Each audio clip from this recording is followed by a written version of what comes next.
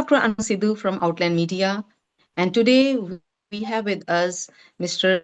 Hitendra Ji, who is a great, renowned astrologer from Chandigarh, India, and he's followed by many people throughout this world. So, welcome आपका हितेंद्र जी हमारे इस outland media के platform पे। कैसे हैं आप? एकदम अच्छे हैं मैम। आप बताइए कैसे हो आप लोग? बहुत मस्त हैं, बढ़िया हैं और खुश हैं। आज आप हमारे साथ जुड़े हैं और बहुत सवाल हैं हमारे आपसे बिकॉज़ आपके बारे में बहुत जाना और पता चला कि आपका यूट्यूब चैनल भी है, आपने बहुत बुक्स लिखी हुई हैं और you are into this astrology field from the past 30 years. Isn't it so great? Like I am really impressed. तो मेरा पहला सवाल आपके आपसे ये रहेगा जो कि बहुत लोगों का सवाल होता है, वो इसलिए क्योंकि मैं खुद एक साइंटिस्ट हूँ एंड मैंने पीएचडी की है केमिस्ट्री में। I am into chemical sciences, but मेरा बहुत रुझान रहा है मेटाफिजिकल साइंसेस की तरफ। बहुत जाना है, सुना है क्या होती है ये जन्म पत्री और इसके जो ग्रह होते हैं क्या वो रियली इफेक्ट करते हैं इंसान को। तो प्लीज थोड़ा सा ये बताइए हमें। तो जन्म के समय में ग्रहों का जो प्लेसमेंट होता है उससे एक एनर्जी का फॉर्मेशन होता है। और उस जो एनर्जी है वो आपके प्लेस ऑफ बर्थ के ऊपर इफेक्ट डाल रही होती है। उसका इफेक्ट आपके ऊपर पड़ता है, आपके मन के ऊपर, आपके मस्तिष्क के ऊपर उस एनर्जी का इफेक्ट पड़ता है। तो ब्रह्मांड में ग्रहों की जो व्यवस्था होती है आपके जन्म के समय, कि किसी ग्रह की ओरा कम आ रही होती है, किसी की ओरा ज़्यादा आ रही होती है। इसको हम एक सरल एग्जांपल से समझ सकते हैं कि जिन बच्चों का जन्म पूर्णिमा के आसपास होता है तो उनका मून नेचुरली स्ट्रांग होता है। जिन बच्चों का जन्म अमावस्या के आसपास होता है उनका चंद्रमा कुंडली में कमजोर होता है। तो चंद्रमा के जो नेचुरल जो गुण है, जब अमावस्या के आसपास जिन बच्चों का जन्म होगा उनका नेचुरली चंद्रमा वीक होगा। तो वो लोग मानसिक रूप से ज़्यादा स्ट्रांग होते हैं जो पूर्णिमा के आसपास जन्म लेते हैं।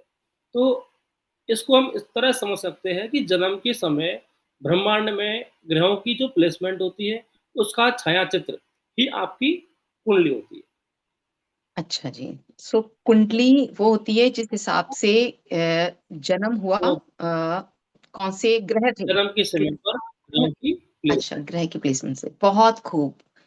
आपने ब्रीफली हमें आसानी से बहुत कुछ समझा दिया जन्मपत्री के बारे में। तो बहुत बढ़िया। तो मेरा दूसरा सवाल आपसे ये है कि मैंने ना ये जेमस्टोन्स के बारे में बहुत सुना है कि आप जेमस्टोन्स डालिए तो ये उपाय हो जाएगा, क्योंकि अब तो आप अगर पूर्णिमा के टाइम पे पैदा हो गए तो हो गए, राइट। अगर आप अमावस के टाइम पे पैदा हो गए तो उस पे हमारा कोई कंट्रोल नहीं है किस ग्रह में आप पैदा हुए। We have no control on that, right. But उसके बाद आप फिर भी किस तरीके से कुछ उपाय करके ना अपने में वो एनर्जी ला सकते हैं या कुछ चीजों से, कुछ कैलेमिटी से आप बच सकते हैं।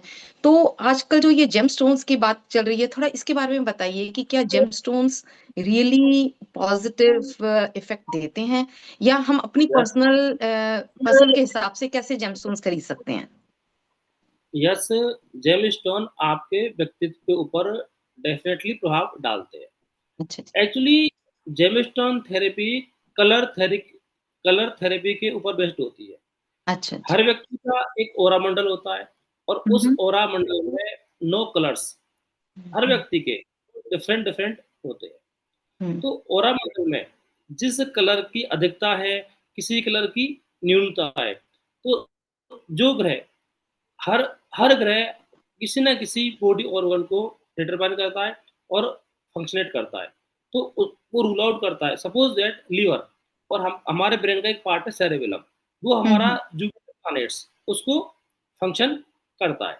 तो अगर येलो कलर की ओरा अगर व्यक्ति के आसपास अगर कम है, वो कम क्यों होगी? जन्म के समय अगर बृहस्पति की पावर वीक है या बृहस्पति अ, बकरी है या बृहस्पति के डिग्रीज वाइज अगर वीक है, तो व्यक्ति के का जो जुपिटर है हॉरोस्कोप में वीक होगा। तो हॉरोस्कोप में अगर जुपिटर वीक है तो जुपिटर का कलर होता है येलो कलर।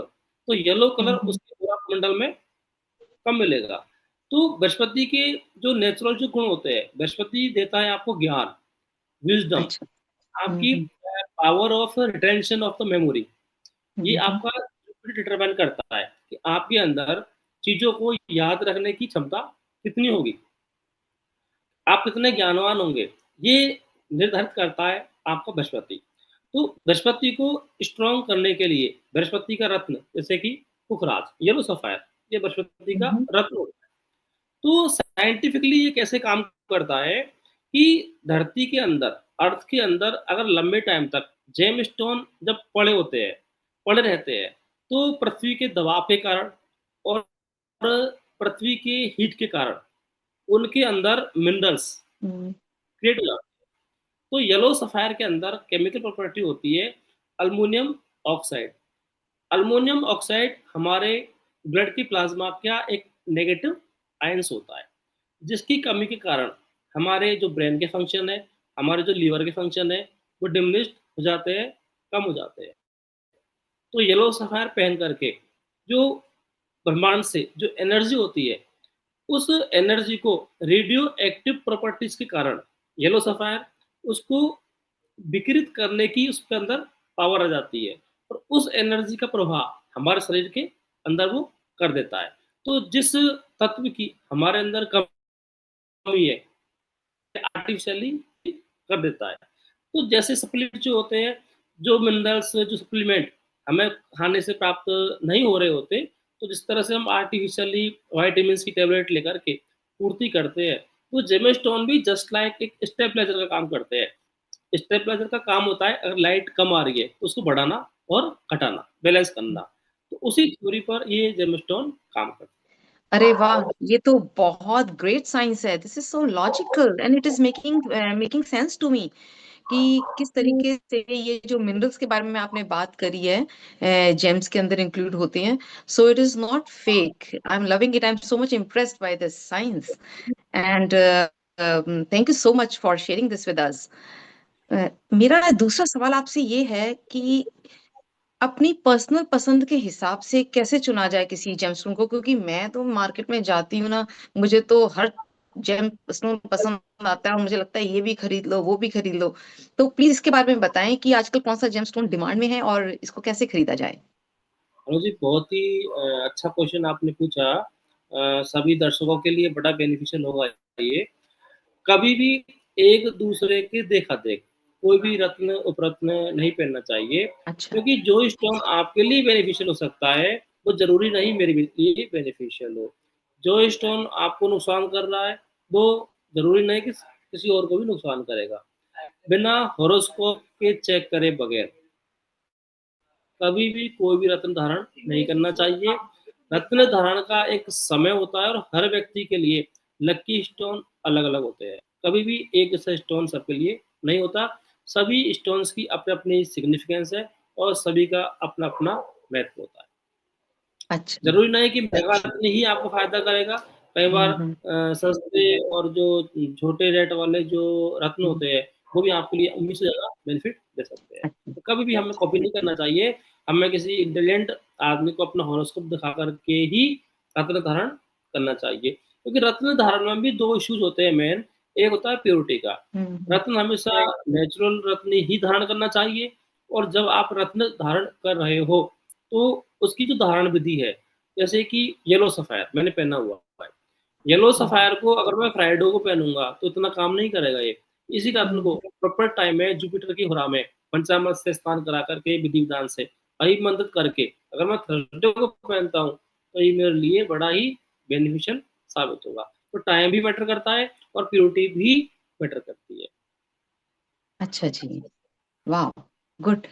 तो आपने ये जो बताया इसके जेम्स के बारे में कि ये रियली बहुत इफेक्टिव तब हो सकते हैं जब आप अपनी जन्म पत्री के हिसाब से इसको पहने, राइट। हाँ जी। अच्छा।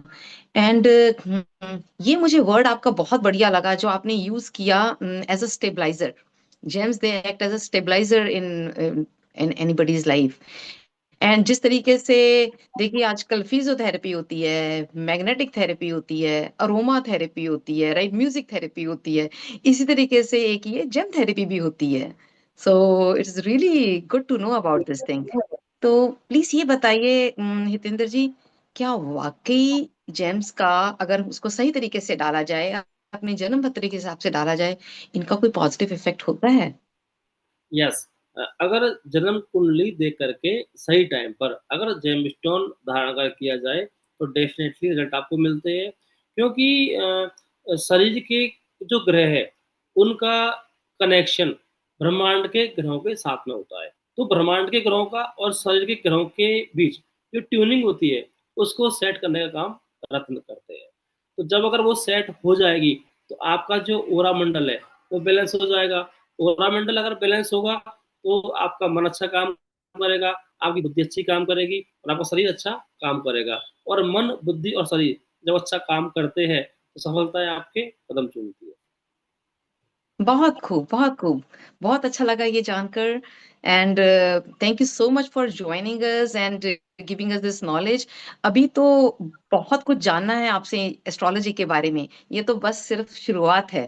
Thank you so much. तो different different different different type की कुंडली होती है, हमारी डिविजनल चार्ट्स होते हैं। तो आपका पर्पस भी बहुत मैटर करता है कि किस पर्पस के लिए आप जेमस्टोन धारण कर रहे हो। तो कुंडली में 12th हाउस होते हैं, सभी हाउस अलग अलग चीज़ों को रिप्रेजेंट करते हैं। आपके इस हाउस का हाउस अलग होता है, आपके जॉब का अलग होता है, भाई बहनों का अलग होता है, आपके काम काज का, करियर का हम्म, अलग होता है। तो जहाँ से आपको प्रॉब्लम आ रही है उससे रिलेटेड डिविजनल हम्म, चार्ट को सर्च करके उसका अगर हम्म। अपन पहनोगे तो डेफिनेटली आपको लाभ होगा। अच्छा जी। Okay. Thank you so much for sharing this knowledge with us Hitendra ji and बहुत बहुत शुक्रिया आपका आउटलैंड मीडिया के प्लेटफॉर्म पे जुड़ने के लिए हमारे साथ। Thank you. Yes, and one more thing, my dear audience. If you want to go for any consultancy about numerology, Vastu, or your Janam Patri, please do contact Mr. Hitendra ji. And the description is in this video.